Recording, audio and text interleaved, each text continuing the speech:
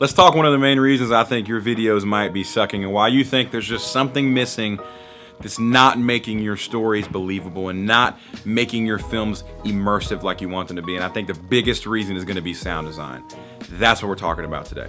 I think the thing about sound design that people really don't understand a lot of times, and I didn't understand when I first started, is that that's one of the biggest reasons that people can feel disconnected from your video or disconnected from your film or the story you're telling, because we process so much of our everyday lives through sound. If you watch movies, any Hollywood blockbuster, big production movie, listen to the sound. The sound is probably, I would argue, 80 to maybe less, but I'll say like 60% of the story, right? It's 60% of setting the atmosphere and the mood in the scene, and that's why it's so important. Right now, I'm outside. You can hear the road behind me. There's a road back over this way. There's the leaves blowing in the wind. There's the birds chirping, the bugs making noise, my footsteps when I'm walking. All of these things are what makes your story and your scene believable. And that's why sound design is so important, because life is not quiet. There's very few moments when you're in life and you hear absolutely nothing. And I think that's why sound design makes your story and your film believable and why it's so important. Even take stuff inside, scenes that are shot inside. Every room has a noise floor. The noise floor is basically the average noise level in the room when no one's talking and you're not adding to it. So the air conditioned hum, just the building creaking and moving, all those different things, that is the noise floor. Every room has it. And again, if you really think about it, you're never in a room that is completely silent. So you need to have something to create atmosphere in your films. If you're shooting a scene in your car, right? If there's a driving portion of your film or your video, there's gonna be road noise. There's gonna be the sound of the engine. There's gonna be maybe the radio subtly in the background, whatever it may be, a horn of another car while you're driving by. These are all the things that make your scene believable. And the cool thing is, in 90% of the movies that you watch, a lot of those effects are done in post. They're not recorded in camera, and that's what makes them awesome. And that's what makes it accessible for you to do, because there's so many great resources out there with these different websites that you can go download high quality sound effects to create an atmosphere in your film without even having to have the high quality mics and the recording software to do it yourself. So let's go jump into the computer and we will break down that original clip that you saw at the beginning of this video and the sound that I chose to put with it and design around it. And I'll give you some tips and tricks of different things you can do to help create sound effects, even if you can't find exactly what you want. Okay, so I'm at my desk now, and what you guys are looking at, this is the project file for the clip you saw at the beginning. It is a longer video than what you saw. It's 4 minutes total, but we're just kind of going to focus on this one axe heavy section here.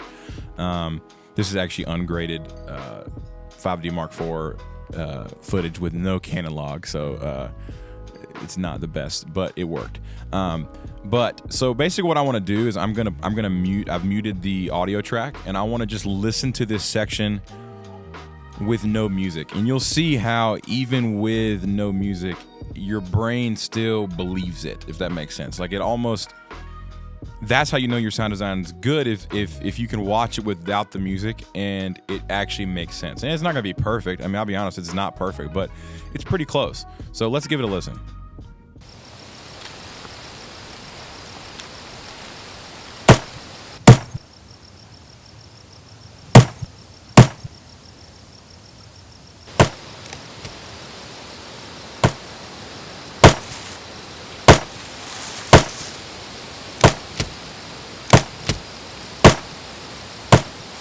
I mean, it sounds kind of hilarious, but it still makes sense. Okay, so I'm gonna stop it there. So basically what we just saw was, you saw him initially hit the tree for the first time, but under all of that, I don't know if you noticed the kind of the subtle wind, the bugs chirping, the birds chirping, like underneath, sitting underneath all of the axe hits and stuff. And if that wasn't there, like, I'll take it out.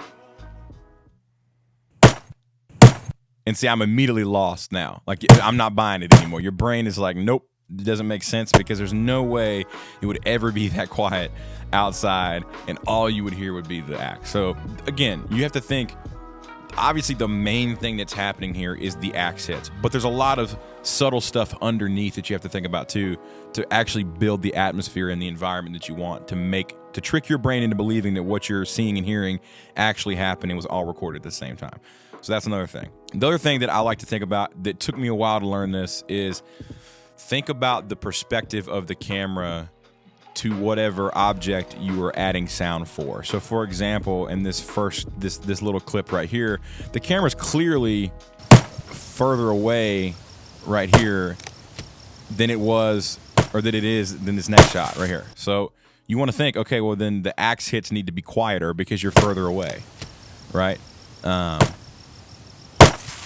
And then they get louder because you're right there. So those are the things you got to think about, is think about the perspective of the camera in context of where the camera is located to the object you're adding sound for, to make sure that it makes sense in your head and to make sure that it makes sense. The other thing you got to understand too, and at least it helps to understand, is how sound waves travel just in general. So the further you are away from an object, the higher frequencies are going to be less apparent. Okay, so sometimes that means you can actually EQ, put an EQ. Every editing software will have an EQ in it, but you can throw an EQ onto your sound effect, right? And then you'll be able to literally change the perspective and make it sound like you're further away. Like, let's just say I wanted to take this this sound effect right here. Let's say the camera was further away and I wanted to make it sound like that, you could take an EQ like I got here. I use a third-party one, but every software has one built in. Put a high pass or high cut, whatever your software chooses to call it. Okay, so you can roll off these highs, and as you can tell, that sounds much different than that. So just think about that too when you are working on a sound. You know, if you're really up close, you're going to hear all those little details in the high-end frequencies. But if you're further away, you need to roll some of that off, or make sure that the sound design itself has them rolled off to begin with, the sound effect, so that it makes sense. This shot right here and these next few, you can clearly see the wood chips. A bunch of them are falling and going to be landing on the leaves, right? Because you're in the woods. So to sell that, I found this leaves crunch sound effect that necessarily isn't something dropping on leaves, but when it's turned down in the mix, it really sounds believable. Same with this one. This is another one. This was all, like I said, it was all done in post. This is a dirt crumble sound effect. I don't even know what that means. I'm assuming it's someone crumbling dirt. But you can see, like, it really sells this little bits of dirt falling out. And I just automated the volume to match when it's actually falling, because it kind of stops in the middle here, and then when he hits again, more shakes off. So I kind of automated the volume to do that. So again, think about that too. And then the dirt crumbles here again, a little bit quieter in the mix because it's further away.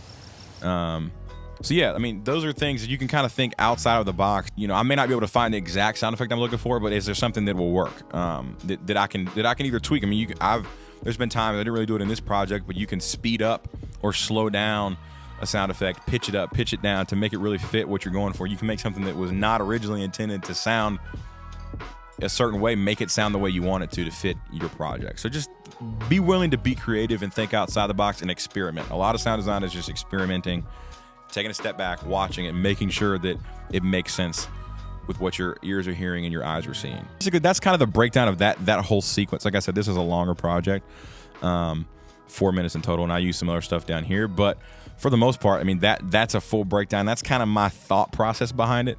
It's one of those things that the more you do it, the better you'll get, and you just kind of get a feel for it and know, okay, well, I can try this and this will probably work, or this won't work.